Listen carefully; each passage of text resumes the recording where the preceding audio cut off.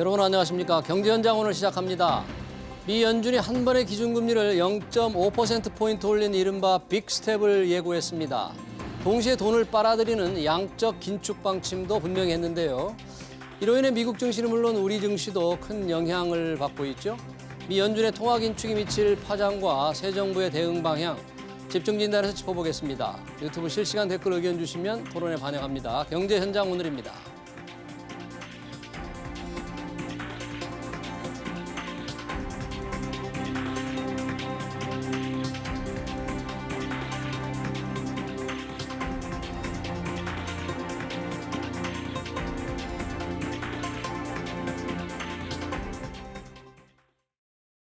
네, 연준의 통화정책 토론하기 위해서 두 분 모셨습니다. 신세돈 숙명여대 경제학부 명예교수 그리고 주현수 한국금융연수원 교수입니다. 두 분 어서 오십시오. 네, 반갑습니다. 네, 네.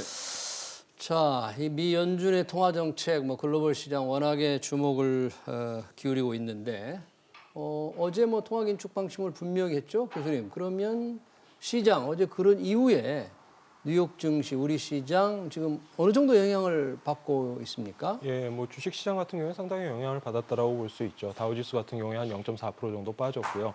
기본적으로 이게 어떤 측면이 있냐면은 사실 브레이너드가 먼저 얘기를 해버렸죠. 브레이너드 연준 이사가 네. 이제 그 전날 그 강의 자료를 이제 배포를 하면서 예. 실제적으로 좀 더 강력한 포지션을 가져갈 필요가 있다라는 매파적인 발언을 했고 그래서 이제 그 전일부터 사실 시장이 많이 반영을 했고요, 이 부분을. 그리고 이제 예. 어제 의사록이 발표된 이후에도 추가적으로 좀 부정적으로 영향을 받았다. 그리고 이제 채권 시장에서도 마찬가지로 국채 금리가 좀 올라가는 모습을 보여주고 있었죠. 네, 국채금리 관심이 많았는데 어느 정도 국채금리는 뛰었습니까? 그렇게 금리 인상 이런 방침을 예고하면서. 예, 일단 그 브레이너드 이사가 발표한 다음에 2.6일까지 10년물 기준으로 해서 미국 국채 10년물 기준으로 해서 2.6일까지 올라갔다가 2.61%. 네, 실제적으로 그 어제 이제 의사록이 발표가 되면서 이제 비슷한 추세인다라는 걸 확인한 다음에는 약간 그 떨어지는 한 2.58 정도까지 떨어지는 그런 모습을 보여주긴 했습니다만 네. 전체적으로 빠른 속도로 올라가고 있는 것은 사실입니다. 네,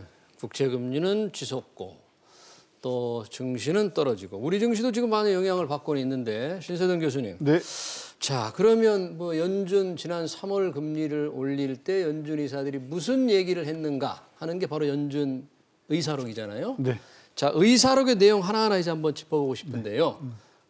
직접 원문까지 다 보셨다고 그러시는데 어떤 부분을 좀 주목하셨습니까? 일단은 이제 그 FOMC 회의가 있고 나서 예. 한 5주쯤 예. 지나서 이제 이렇게 발표를 어제 우리나라 시간으로 오늘 새벽 했는데요. 내용이 여러 구성으로 돼 있어요. 예. 경제에 대해서 스태프가 어떻게 받는가, 예. 그다음에 금융시장에 대해서 스태프가 어떻게 받는가, 그다음에 현재 경제 상황에 대해서 FOMC에 참가하는 사람들이 어떻게 받는가, 그 꼭지가 여러 개가 있어요. 굉장히 자세하군요. 네, 굉장히 많은데 네. 스태프라고 하는 거는 이제 연구소라든지 또 연구를 담당하는 학자들 중심으로 예. 이제 부는 거니까 그거는 저는 안 들여봐도 되는데 예. 저는 이번 회의에서 굉장히 주목을 했던 내용이 뭐냐 하면은 예. 자산을 어떻게 감축할 것이냐에 대해서 어떤 논의들이 있었는가 그 부분을 저는 집중 들여다봤죠. 자산을 감축한다는 건 무슨 뜻입니까? 그러니까 연준이 예. 제가 보니까 연준 자산이 작년에만 1조 5천억 달러가 늘었어요. 그러니까 한 달에 거의 1,000억 달러 이상을 계속 연준이 그 자산을 샀어요. 그 돈을 풀었다는 이야기죠. 중앙은행이 돈으로 네. 국가 채권을 계속 사들였다. 계속 사줬죠. 예. 그러다가 물가가 막 올라가니까 이거 좀 줄이자 해가지고 예. 작년 말서부터는 이걸 줄일 건데 네. 너무 이제 사는 거를 급하게 줄이면 안 되니까 처음에는 700억 달러 줄이자 그랬다가 인플레가 안 잡히니까 그러면 또 500억 달러, 300억 달러 해가지고 서둘러서 금년 3월에는 더 이상 안 산다. 그래서 이게 통계를 보니까 진짜 3월 달에는 2월 달에 비해서 안 늘었더라고요. 그러니까 스톱을 한 거예요. 테이퍼링이라고 그랬죠? 그게 테이퍼링이 끝난 건가요? 그러면? 그렇죠. 네. 예, 예. 이제서부터는 뭘 하냐면 얼마나 앞으로 줄일 거냐. 자산을 줄일 거냐. 그렇죠. 지금 규모가요. 그 연준이 갖고 있는 국채하고 예. MBS를 합하면은 3월 말 현재 3월 31일 현재 8조 4,800억 달러거든요. 네. 8조 4천 그러니까 지난달이 얼마냐? 8조 4,600억 달러였어요. 예. 그러니까 이제 거의 안 늘었죠. 예. 동결했는데 이제부터는 줄인다는 거예요. 줄인다. 줄이는데 얼마나 줄일 거냐 하는 부분에 대한 토론이 있었나 봐요. 3월 달에. 예. 그래서 다른 건 다 제쳐놓고라도 예. 대충 의견이 어느 쪽으로 이렇게 맞춰졌냐 하면 정부채의 경우에는 월 600억 달러, 600억 달러 최대 600억 달러를 줄인다. 줄인다. 예. 그다음에 MBS의 경우에는 월 350억 달러를 줄인다. 참 줄인다. 예. 그렇게 이제 하기로 일단은 대충 합의가 됐어요. 결정된 건 아니고. 합해서 한 950억 달러네요. 950억 달러죠. 그렇죠? 언제부터 줄인다는? 이게 이제 합의가 안 됐는데 아무것도 결정된 건 없다고 했거든요.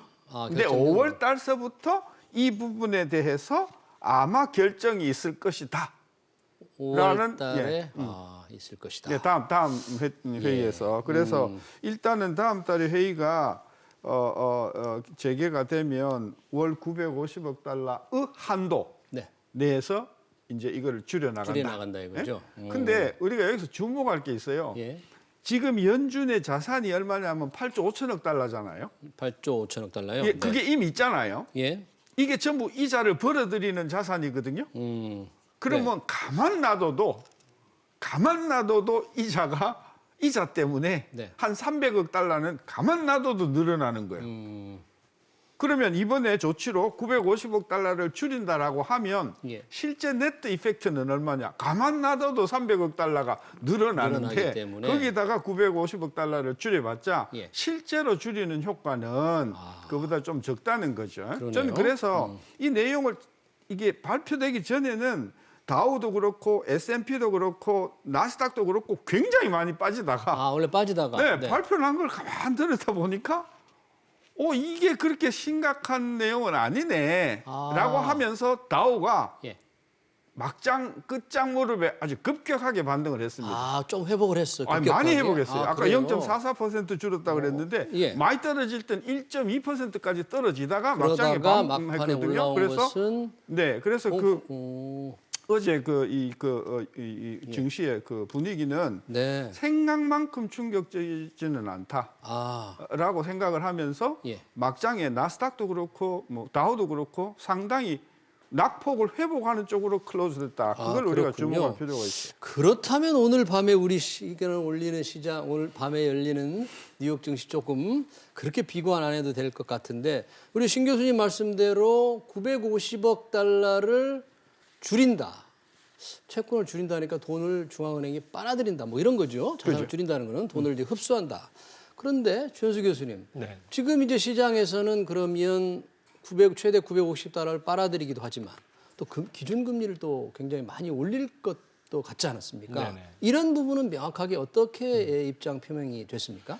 그 부분에 대해서는 사실 이제 몇 가지 이야기가 더 있었는데 예. 일단 첫 번째로 흥미로웠던 거는 사실은 3월에 50p를 올리고 싶었다. 그런데 우크라이나 전쟁이 발발을 하면서 언설턴티 즉 불확실성이 너무나 커졌기 때문에 이 부분을 반영을 해가지고 25bp만 인상을 했다라는 이야기가 지난 있었고요. 3월에 0.5%포인트를 올리고 싶었는데 네네.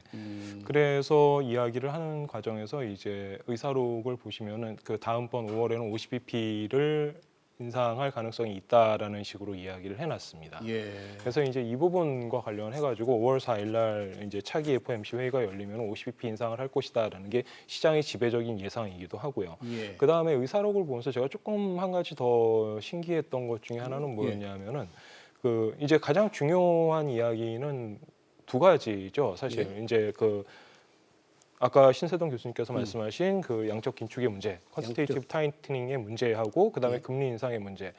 사실 이 이야기를 하면서 가장 중요한 부분이 되는 것은 인플레이션이 될 수밖에 없습니다. 왜냐하면 다 이러한 오퍼레이션들이 전부 다 인플레이션을 잡기 위해서 하는 건데 그런데 기존의 이야기와는 다르게 인플레이션에 대해서 언급을 하면서 이제 더 이상 단기라는 이야기를 하지 않고 있다라는 거죠. 이전까지만 하더라도 사실 어떤 식으로 이야기를 했었냐면 뭐 뭐 a few 뭐 quarters라든지 아니면 뭐 등등등 뭐 이제 이런 식으로 이야기를 했었는데 이번에는 아예 그런 이야기들이 전혀 없었고 무슨 뜻인가요? 그게? 즉 다시 말해서 무슨 얘기냐면 인플레이션이 사실 1월에 이야기를 할 때만 하더라도 상반기 중에는 고점을 찍고 그다음에 점차적으로 내려갈 것이다라는 안정될 거라고 이야기가 했는데. 있었습니다. 그런데 이제 이번에 이야기를 하면서 이제 그런 부분들이 다 빠져나갔다라는 거죠. 예. 심지어는 2023년까지 높은 수준의 인플레이션, 뭐 이제 이런 식의 얘기. 그다음에 2024년에 이게 안정화됐지만 예. 2%보다는 높을 수도 있다라는 이야기. 이런 식으로 언급을 하면서 인플레이션에 대한 언급을 의도적으로 회피하고 있는 네. 모습을 보여주고 있습니다. 이거는 어떻게 보면은 당연한 이야기라고 할 수밖에 없죠. 왜냐하면은 지금 코로나 바이러스로 인한 서플라이 체인의 이제 붕괴. 예. 그다음에 두 번째로 우크라이나 전쟁에 의해 가지고 곡물을 비롯한 주요 커머더티의 공급이 축소되는 문제 예. 이러한 것들이 있기 때문에 인플레이션에 대해서 어떤 예측을 하기가 굉장히 어려운 상황이 됐단 말이죠. 예. 그렇기 때문에 FOMC 의사록에서도 이를 반영해 가지고 이 부분에 대한 이야기를 하지 않고 대신에 금리 이야기를 즉 금리 인상, 기준금리 인상을 조금 더 할 것이다라는 식으로 분위기를 이끌어 나가고 있다라는 거죠. 네. 이 양적 긴축, 연준이 가지고 있는 국채를 더 이상 이제 사지 않는다. 현금으로 그냥 빨아들인다. 이게 굉장히 이제 중요한 표현을 하셨는데, 그러면 동시에 이제 금리 인상도 우리 주 교수님 말씀대로 금리 인상을 이제 분명히 신호를 했을 텐데, 금리 인상에 관한 신호는 구체적으로 어떻게 나타났습니까? 좀 분명해졌습니까? 확실하게? 분명하지 않아요. 분명하잖아요. 네, 왜? 그러니까 그 발표문을 보더라도 그 발표문에서 어떤 참가자는 0.25 올리자 그러고 어떤 참가자는 0.5 올리자고 그런 토론 내용이 없어요. 근데 다 0.5% 그러니까 포인트 이게 이제 한꺼번에 올릴 것 같아요. 브레이너드가 그 후에 나와서 브레이드 연준 이게 의사. 브레이너드 이사. 생각이라고 저는 판단을 해요. 그리고 놀라운 것은 네. 이 FOMC의 회의가 있기 예. 전 한 달 동안 저는 거의 매일 들어가서 연준 이사들이 공식적으로 어떤 발표를 하는가를 들여다보는데 예. 놀랍게도 지난 한 두 달 동안은 아무도 발표를 안 했어요. 아무도 공식적으로 뭐 이런 이야기를 굉장히 자제를 했어요. 그러다가 이제 이 브레이너드가 그 말을 했는데 저 많이 놀란 게 예. 사실 지금 연준의 구성이 원래 7명이잖아요. 7명인가요? 네, 7명인데 지금 브레이너드만 민주당원이에요. 나머지 3명은 공화당입니다. 그리고 3명은 공석이에요. 근데 이 공석을 이제 바이든이 민주당 출신으로 다 지명을 했는데 그 중에 한 여자가 네. 그 레스킨이라는 여자가 네. 정치적인 어떤 그런 자기 남편이 트럼프를 반대했다는 이유로 공화당이 인준을 안 해주면서 나머지 2명에 대한 인준 절차도 지금 올 스톱이 돼 있어요. 그래서 지금 파월 의장이 예. 지금 재지명이 됐음에도 불구하고 지금 아직도 그 공식 그 의장이 아닙니다. 임시 의장입니다. 상원에서 그 인준을 못 받았기 때문에. 그래서 이 지금 이 민주당에서는 브레이너드 혼자밖에 없어요. 네. 그 전통적으로 보면 공화당 파워를 포함한 공화당원들이 되게 그 증시를 선호하는, 증시를 두둔하는, 그래서 저금리를 굉장히 좋아하는 그런 비둘기파라고 할 수가 비둘기파, 있고, 공화당. 예, 이게 민주당이 좀 매파라고 할 수 있거든요. 네. 지금 들어올 제퍼슨, 쿠크, 브레이너드, 그리고 이제 레스킨이 사임을 했기 때문에 지명을 사퇴를 했기 때문에 새로운 사람이 이제 지명이 될 텐데 그러면 이제 민주당이 4명이 되거든요. 네. 이분들은 기본적으로 인플레에 대해서 굉장히 그 민감하게 반응을 하는 사람들이에요. 아, 그래요? 그래서 아까 브레이너드가 뭐 자꾸 뭐 비둘기 판데 매파로 바뀌었다 이야기하는데 그렇게 알고 있습니다. 아닙니다. 아니에요? 민주당은 원래가 이 금리에 대해서는 매파예요. 그럼 다시 한번 저희도 잘못 알고 있었는데 이게 브레이너드가 그동안 중요한 게 물가가 너무 낮으니까 예. 그 이야기를 안 했을 따름이죠. 아, 그래요? 네. 그래서 이 브레이너드나 이번에 그 새로 임명된 제퍼슨 쿡 그리고 지금 한 명 레스킨 후임으로 누가 지명될지 모르겠으나 앞으로 이 민주당 주도의 이 FOMC 구성은 상당히 매파적인 민주당 정책을 깔고 갈 가능성이 크고 매파적이라 그러면 인플레를 잡기 위해서 좀 더 공격적으로 금리를 올리는 성향을 말하는 거죠? 금리도 올리고 금리도 올리고 그다음에 자산 감축도 빨리 해야 된다. 빨리 하는. 아까 그랬잖아요. 작년 1년 동안 그 연준 자산이 1조 5천억 늘었거든요. 예. 근데 900억 달러씩을 950억 달러씩을 12개월 한번 줄여 보세요. 네. 그 작년에 늘어난 것을 리카바도 제대로 못 하는 거거든요. 그래서 일부 지금 뉴욕 그 금융가에서는 950억 달러 이것 자체도 이게 매파라고 할 수 없다 이게. 아, 그래서 막판에 증시가 조금 네. 회복을 했다. 그래서 물가가 저는 이것 가지고는 물가가 저는 안 잡힐 거라고 보는 것이죠. 그래요? 그래서 이제 금년 말에 이제 11월 달에 중간선거가 있기 때문에 예. 지금 연준도 눈치를 안 볼 수가 없지만은 어쨌든 중간선거가 끝나고 나면 민주당 중심의 연준은 그 물가를 잡기 위해서 생각보다는 빠른 속도로 자산을 감축시켜 갈 가능성이 크다. 그러지 않으면 다음 대선 3년 뒤에 있을 대선에서 굉장히 불리해진다. 이렇게 물가를 판단할 잡지 가능성이 못하면 크다. 다음 대선에서 불리해진다. 그러면 주 교수님, 네네. 시장에서는 그러면 올 한 해 전체적으로 금리를 얼마나 올릴 것으로 이렇게 어제 회의 그 이사록이 공개되고 나서 네네. 어떤 의견들이 지금 의견들을 모아지고 있어요? 그 페더럴 펀드 선물을 가지고 보통 이제 얼마나 더 올릴지를 예측을 하고 있는데요. 올해 연말 기준으로 이야기를 했을 때 지금 현재 약 45% 정도가 250bp에서 275bp 정도 금리를 인상할 것이다라고 전망을 하고 있습니다. 2.5%에서 2.75%. 2.75%까지 올린다. 그러면 지금 0.25% 지금 0.25에서 0.50이죠. 오면 그러면 2% 포인트가 올라간다는 거예요? 올해? 그 정도이고 사실 그보다 더 오를 것이다라고 예상하는 사람도 한 23%에서 24% 정도 되고 있습니다. 그럼 어떻게 올려야 됩니까? 그렇게 되려면? 이제 잘 올려야 되겠죠. 근데 뭐 이거는 이제 얘기입니다만 FOMC가 올해 이제 6번 남았단 말이죠. 6번. 6번인데 8번에서 9번 정도 금리 인상을 한다라고 가정을 한다면 50bp를 최소한 2번에서 3번 정도는 해야 된다는 얘기가 되는 거죠. 0.5% 포인트를 두세 차례 올려야 된다. 네. 그렇게 돼야 이제 시장의 전망과 이게 합치되는 그런 형태의 모습이 나타나게 되는 것이죠. 예.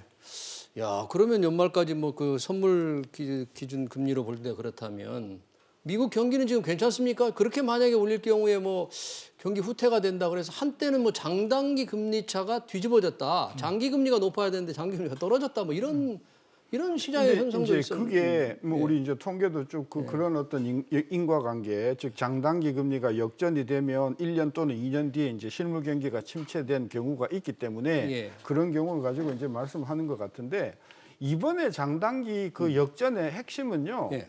중기물 있잖아요. 중기물. 중기물이라 그러면 2년 만기, 3년 만기, 4년 만기. 3년. 예, 예. 네. 걔네들 금리가 폭등을 한 거예요. 아, 그게요. 네.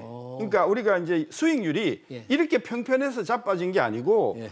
그 중기물 2년 3월 2년짜리, 4년물이 급격하게 이거 수익률이 올랐던 거예요. 일시적으로. 그건 무슨 이야기냐면 2년, 3년, 4년물은 가격이 폭락을 했다는 것이죠. 네. 그러니까 국채 시장에서 중기물의 수요가 현저하게 떨어지고 예. 장기물에 대한 수요는 계속 살아 있었기 때문에 지금 배가 볼록하게 올라온 상황이 지금 역전이 된 상황이거든요. 네. 역전 뭐 금방 사라지고 정상적으로 된 거죠? 그러니까 그래서 제가 예. 이번에 이 그 리버스를 가지고 인버티드 곡선이라고 해서 수익률 곡선이 뒤집어졌다고 해서 이게 퍼머넌트한 거냐 계속 그렇게 아니면 될 거냐. 일시적인 어떤 중기물의 어떤 예. 가격 폭락 상태냐 이걸 좀 더 두고 봐야 되기 때문에 저는 수익률 곡선이 뒤집어졌다는 그 사실만을 가지고 그것도 겨우 뭐 한 2주 정도의 그런 상황을 거. 가지고 예, 큰 의미가 실물 없다. 경제를 저는 하는 거는 근데 저 그림에서도 보지만 예. 5년물하고 10년물의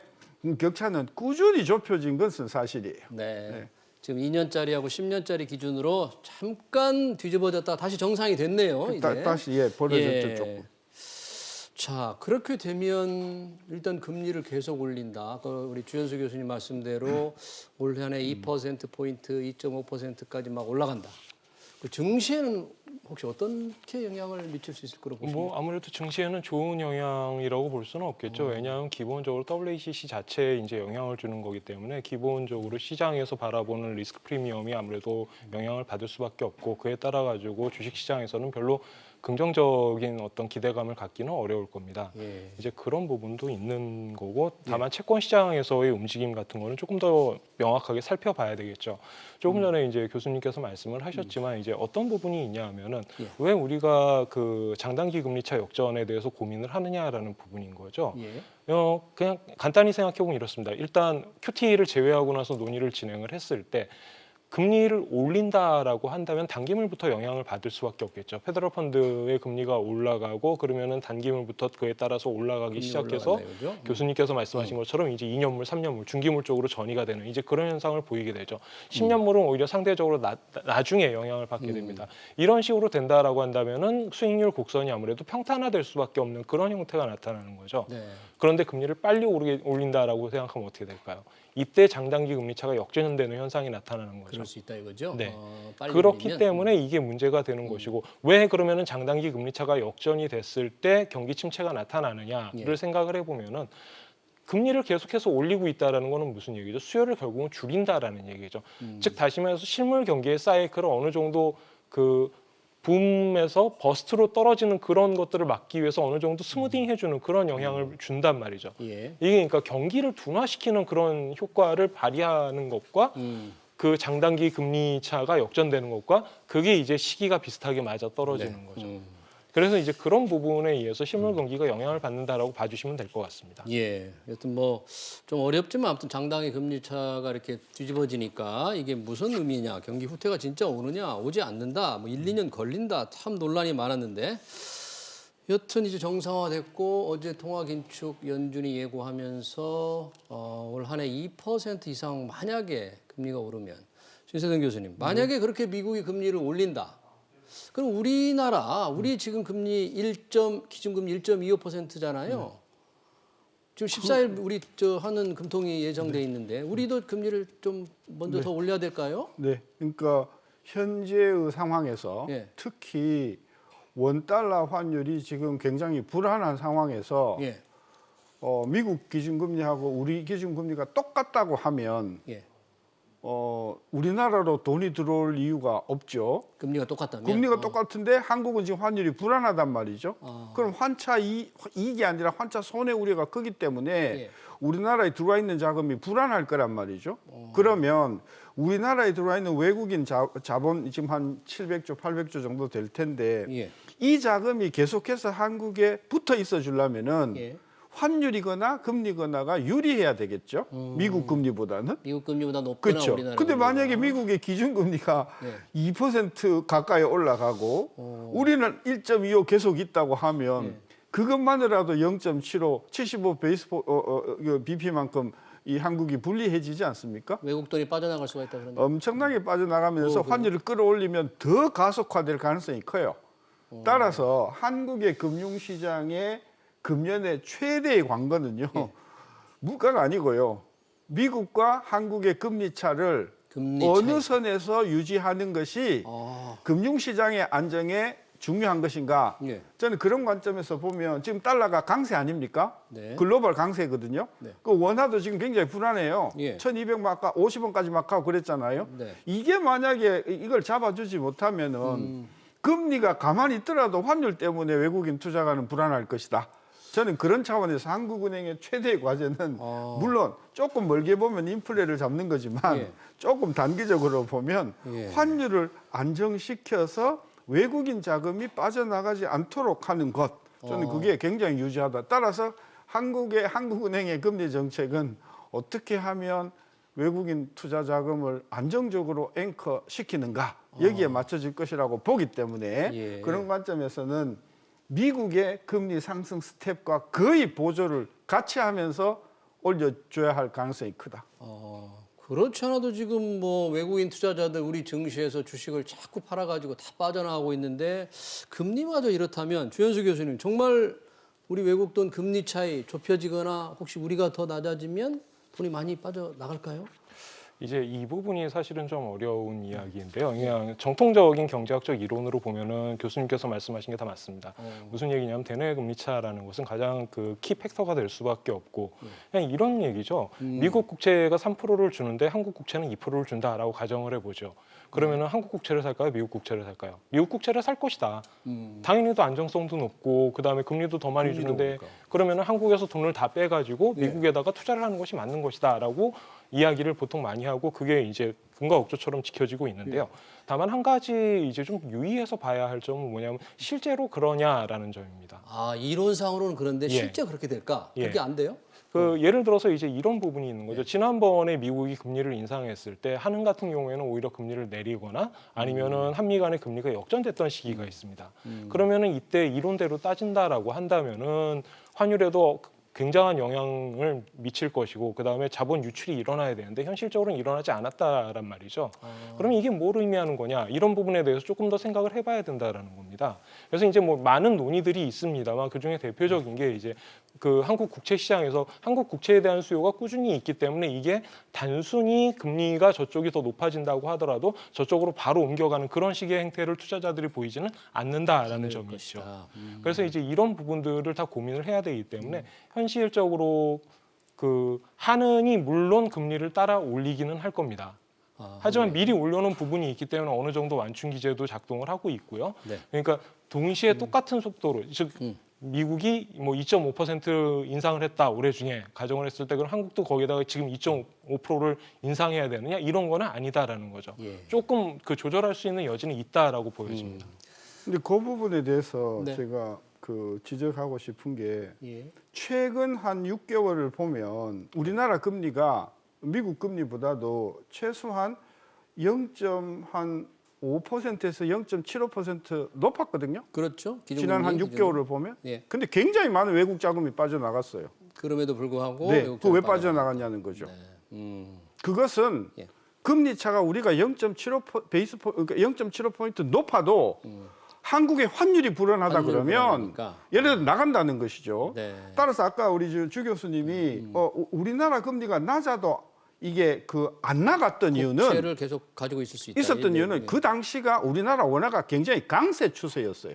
강세 원화 환율이 계속 내려갔단 말이죠. 그러니까 금리 차가 한국이 작아도 환차 이익을 예상할 수 있으면 계속 붙어 있는 거죠. 그래서 한미 간의 외국인 투자의 입장에서 보면은 금리 요인 못지않게 중요한 게 환율의 안정이다. 그런 관점에서 이제 이 환율의 움직임을 한국은행이 잡아두는 것이 굉장히 중요한 금리 정책 중에 하나다. 저는 그래서 작년에 우리가 이 자리에서 왜 이주열 총재가 미국 금리는 가만히 있는데 왜 우리가 8월 달, 11월 달, 1월 달 세 번 이렇게 올렸을까 하는 그 질문에 저는 다른 요인이 아니라 외국인의 빠져나가는 자금을 잡아두기 위해서는 금리를 올리는 것이 불가피했다. 이제 그런 해석을 했던 것이죠. 여튼 뭐 이 미국 기준금리가 계속 오를 경우에 우리 기준금리 어떻게 해야 될 것인가가 중요한데 닥쳐오는 게 14일 한국은행 금통입니다. 지금 이창용 총재 후보자는 청문회가 19일 날 시작되기 때문에 이창용 후보자 없이 14일 금통위를 해야 되잖아요. 그럼 어떤 금통위원들이 어떤 결정을 할 수 있을까요? 글쎄요, 뭐 그 부분에 대해서 제가 뭐라고 얘기를 하는 건 좀 어렵고요. 이제 다만 그 한 가지 말씀을 드리고 싶다라고 한다면 금통위원이라는 자리에 계신 분들은 다 이제 경제학적으로 굉장히 그 큰 식견을 갖고 계신 분들이기 때문에 그 총재가 없다고 하더라도 총재 자리가 공석이라고 하더라도 해야 될 일을 미루지는 말자라는 게 제 그냥 의견으로 말씀드리겠습니다.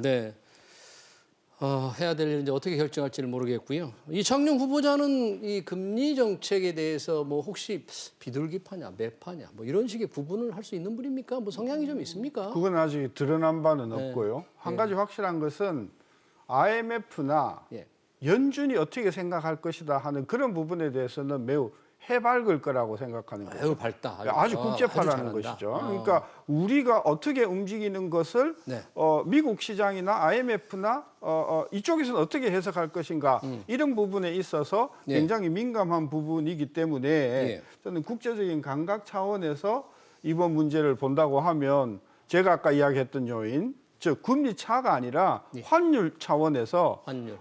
환율 금리 정책을 하는 것이 중요하다 이런 생각을 저는 공유할 것이라고 보기 때문에 예. 그런 면에서는 저는 이게 몇 파냐, 비둘기 파냐 이런 차원이 아니고 네. 국제금융시장 관점에서 한국의 외환시장을 안정시키는 적절한 대책이 뭐냐? 저는 이 관점에서 금리를 결정할 것이라고 보는 거죠. 아니 얼마 전에 발표된 그 3월 소비자 물가가 4%를 넘었잖아요. 이게 예, 그렇게 상당히 그 됐죠. 금통위원들한테 금리 결정에 좀 부담을 주지 않을까요? 결정하는데 4%. 예, 뭐 아무래도 그런 점을 네. 따진다라면은 금리 인상의 가능성을 좀 고민해 볼 수밖에 없겠죠. 근데 제 말 이제 한 가지만 더 말씀을 네. 드린다라고 한다면 이번에 금리를 올리는 과정에서 두 가지 정도의 얘기가 있었죠. 첫 번째가 선제적인 금리 인상에 관한 이야기. 미국이 어차피 금리를 인상할 것이다. 그러니까 사전적으로 조금 올릴 필요가 있지 않느냐라는 이야기를 했었고 두 번째로 사실 크게 많이 나왔던 얘기가 불균형이었죠. 자산 불균형. 그렇죠. 네. 그래서 금리 인상해가지고 좋아졌습니까? 음. 이거 좀 생각해봐야 된다라고 생각합니다. 아, 그래도 금리를 올려서 그게 뭐 불균형이 좀 개선됐느냐? 네, 좀 생각해 보자. 그렇죠. 예. 그리고 아니다라고 한다면은 그 논리를 가지고서는 더 금리를 인상할 것인지 이제 이런 부분을 좀 고민을 해봐야 된다라는 거죠. 네, 과연 자산 불균형 목표 달성이 되고 있는지를 좀 생각하면서 통화 정책을 결정해야 될 것 같다. 네, 미연준의 통화 긴축 정책 우리의 대응 방향 토론 여기서 마치겠습니다. 지금까지 신세돈 숙명여대 경제학부 명예교수 그리고 주현수 한국금융연수원 교수였습니다.